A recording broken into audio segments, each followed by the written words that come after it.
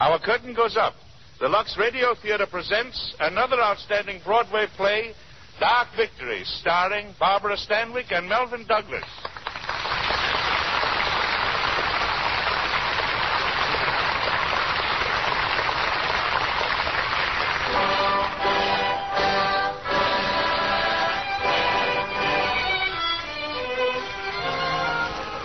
A country cottage on the north shore of Long Island. It's 2 o'clock in the morning. In the darkened living room, a telephone jangles wildly. From the hall comes Dr. Frederick Steele, a robe thrown hastily over his pajamas. He switches on a lamp over the desk and lifts the receiver. Hello? Yes? This is Dr. Steele speaking. Who? But I'm a brain man. Well, I haven't been taking any calls down here. I'm on a vacation.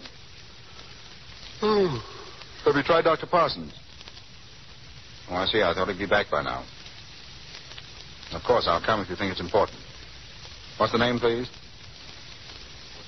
What's the matter with her? Has she had it long? All right, I'll be there as soon as I can.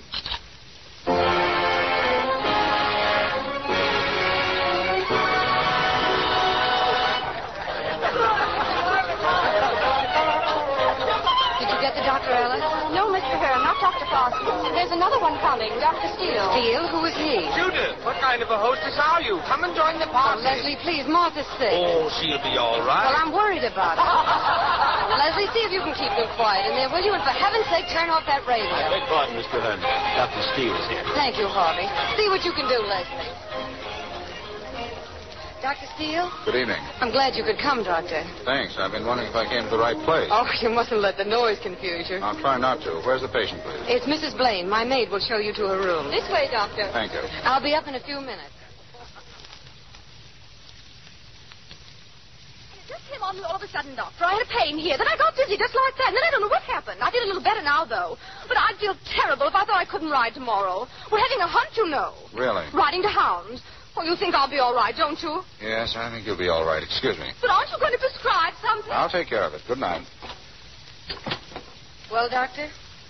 Did I leave my hat in here? Are you going already? How is she? Oh, she'll be all right with proper nourishment and care, and if my advice is followed to the T.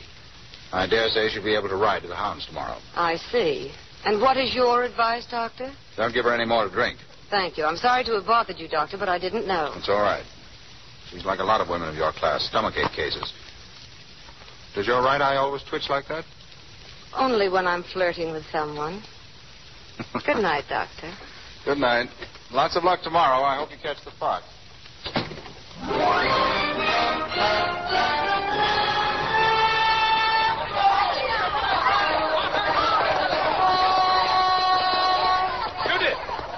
Judith, we're way off. What's the difference? Well, they've all gone down the road. We'll cut across the field and meet them. I'll race you to the fence, Leslie. It's the go. Come on, Stardust, come on. The rails are up. We can pass right through. First one through the gate. Keep to the left or you'll miss it. Oh, stick to your riding, Leslie. Over this way. Bear to the left. I know where I'm going. You're too far over. You missed the gate. Come on, Stardust, come on. Judith, for God's sake, we're going right for the fence. Come on, come on. Judith, look out for the fence. Look out, Judith. Judith, are you all right? Judith.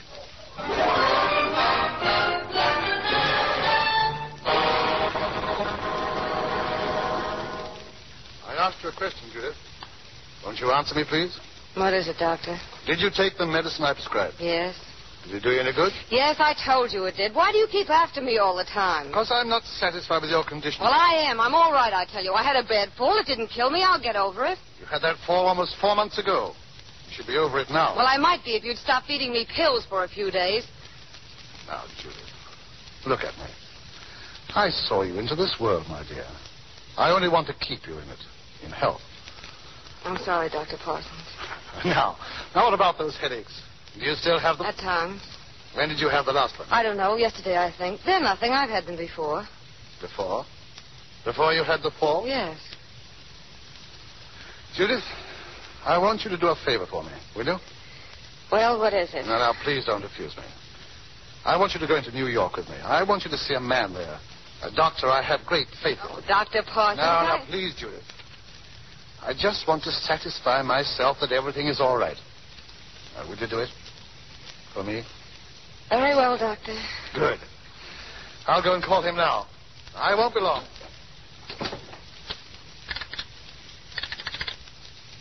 Hello?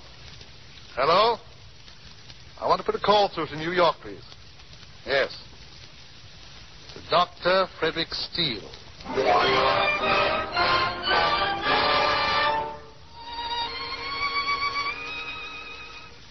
I tell you, Parsons, I can't do it. I told you on the phone I couldn't do it. Oh, but you've got to help me. It's important, Steele. This girl I is don't one... care who she is. I can't see her.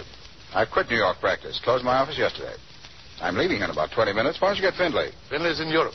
All right, then get Park. I don't want Park or any of the rest of them. They're no better than I am. I want you. Can't be done. I'm leaving for Vermont. Very well. It's going to be a little embarrassing for you. Embarrassing? Why? Because she's out there in your waiting room. I brought her with me. I see. Now, Steele, you're always crying out about the sad lot of humanity. Well, there's humanity waiting for you in that room. You can't turn your back on it. All right, Parsons, you win. I'll see your patient. Good. But I'm still leaving here in 20 minutes. Come in, Judith. Judith, this is Dr. Steele. Dr. Steele. How do you do, Doctor? Oh. Mr. Hearn, isn't it? Yes. You know each other? Slightly, yes. Well, that simplifies matters considerably. I'll wait outside, Doctor.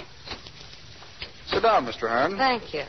I had no idea you were this Dr. Steele. I had no idea you were that, Mr. Hearn. Does it make any difference? Not to me. Fine.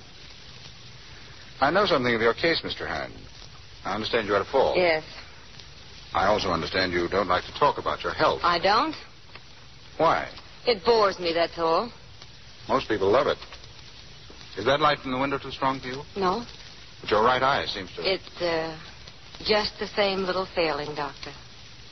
Oh. How old are you, Mr. Hearn? I'm 27 years old, an only child, an orphan since I was 20. I weigh 115 pounds. I've had mumps, measles, and whooping cough, all at the proper ages. Shall I go on? Please. I'm interested in horses. I take plenty of exercise. I smoke to excess, but seldom drink. I'm said to have a sense of humor. Your headaches must interfere with that. I see you have my case history. They're pretty bad, aren't they? Those headaches. I can stand them. Mostly on the right side. Yes. How'd you happen to fall from your horse?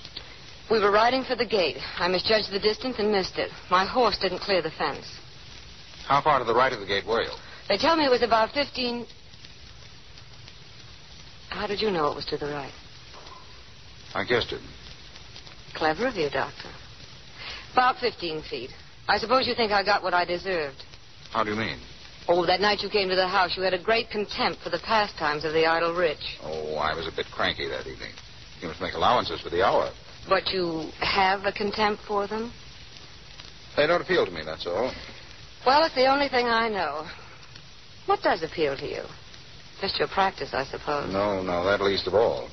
You seem to be doing pretty well. Too well. It comes a little too easily, this feeding sugar pills to a Park Avenue clientele. Oh, I know. Stomachache cases. Yes, you can call it that. It sounds awful. It is. Then why do you do it? Because, like you, Mr. Hearn, I'm caught in the swim. Oh, Doctor, what a relief to find out you're no better than I am. But I'm leaving my practice. Clearing out. Retiring? No, just the contrary. I'm going back into medicine.